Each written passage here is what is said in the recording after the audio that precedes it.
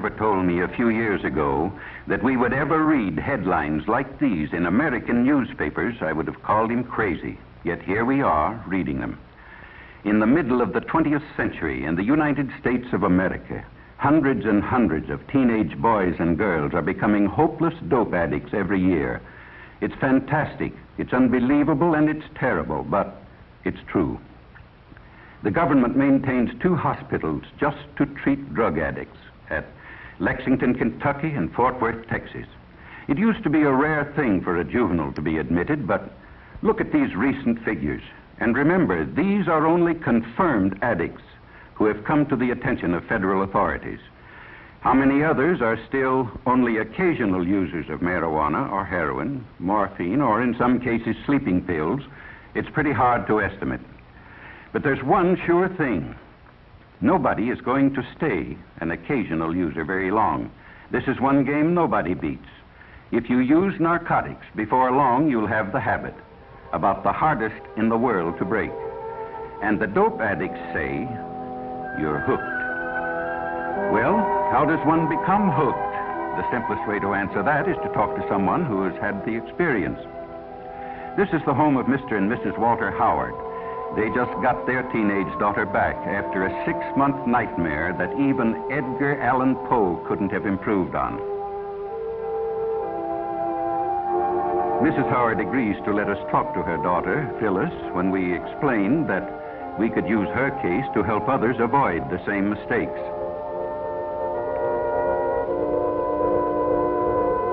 This is Phyllis as she looked 6 months ago, a senior in high school, pretty as a picture.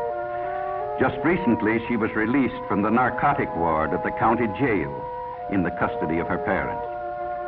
It's hard to believe that this girl is the same as the one in the picture, but it doesn't take long for the drug habit to make anyone over.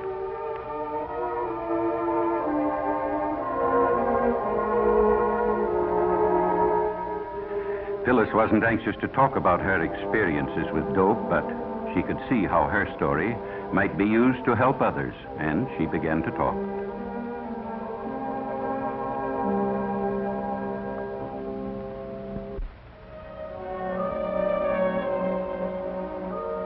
I guess I knew about reefers, that's marijuana, ever since junior high. Some of the boys smoked them, the ones who couldn't get along, who were afraid of everything. You know, the ones with no backbone.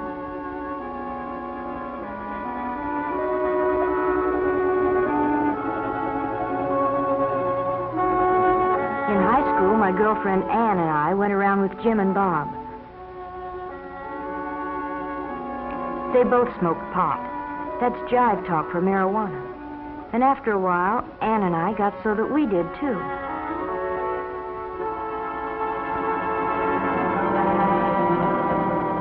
It's funny what it does to you. Everything speeds up to 100 miles an hour. You think you're real sharp and you laugh a lot. You feel like you're the biggest person in the world.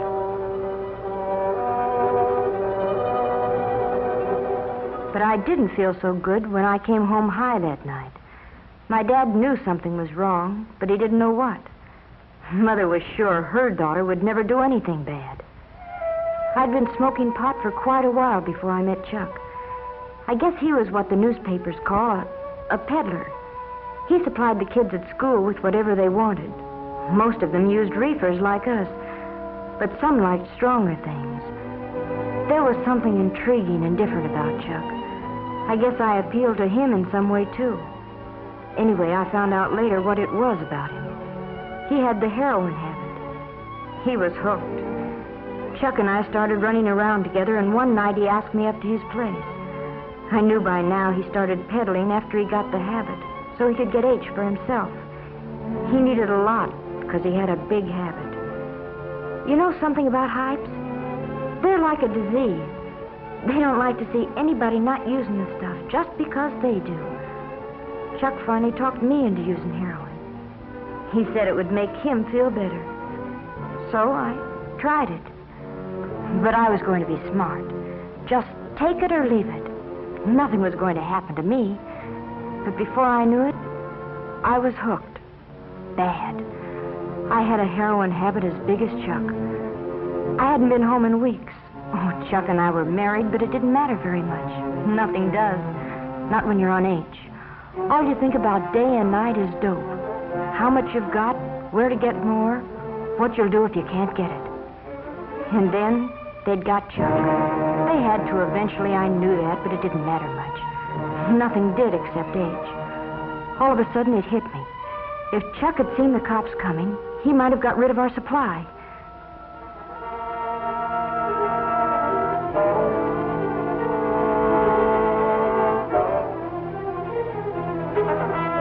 That's what happened.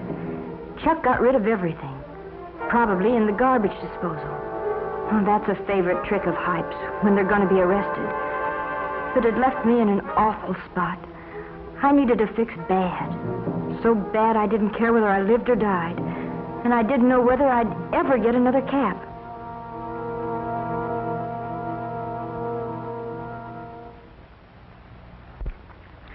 In the meantime, Phyllis's parents had nearly gone crazy. They hadn't seen or heard from their daughter in months. Mr. Howard checked every newspaper story that might by any remote chance have to do with Phyllis. But gradually their hopes died. They were almost convinced she was dead. But I wasn't dead. I tried once to kick off the habit, but I was too far gone.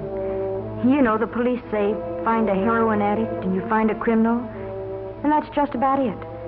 If you're hooked bad, it costs about $30 a day for H. Boys get the money by stealing or swiping car parts, maybe by holdups. Girls take up street walking or do what I did, become peddlers themselves. When Chuck went to jail, I used his contacts and peddled dope myself. Sure, I knew it was wrong, but when you're hooked, you can't help yourself. They got me eventually, too, just like they did Chuck. And when I was arrested, I was almost glad. I told them I wanted help. I wanted to try and kick it off. It was horrible. 5 days, and I didn't care whether I lived or died. It feels like your skin is being torn right off you, and then you ache all over and get sick and you can't breathe. Your nose runs and you have a high fever, and then you pass out, but when you wake up, it starts all over again. 5 days. But I was lucky. I kicked it off, and I've never used dope since. Maybe what happened to me will keep it from happening to somebody else. Or I don't even want to talk about it. And all I hope is that someday I can forget it. Well, that's Phyllis's story. In the United States of America, 20th century. Unbelievable, isn't it, that such things can happen? Phyllis's case is typical. Most teenagers start off with marijuana. Then they decide to see if heroin has any kick. It does. Sometimes it only takes a few days to find out they can't leave it alone. In order to get money to buy it, they turn to crime. And that's the story. There are practically no happy endings when you fool with drugs. Doctors say restoring an addict to normal life is about the toughest thing in medicine. Well, what's the answer? Enforcement? Yes, that's one of them, certainly. In the Far East a few years back, they were lining up dope peddlers and shooting them in the back of the head. But it didn't stop addiction. It just made it harder for victims to get the stuff. No, the answer is a simple one. Just use your head. Leave narcotics absolutely alone. Remember what happened to Phyllis and others like her. Talk it over with your parents or school counselor, somebody you have confidence in. Some say the Reds are promoting dope traffic in the United States to undermine national morale. They did it in China a few years back. It's certainly true that the increased use of narcotics plays right into their hands. But why not show everybody, including ourselves, that young American men and women have too much intelligence to make such a stupid, ghastly, tragic mistake? Let's make tomorrow's headlines read like this.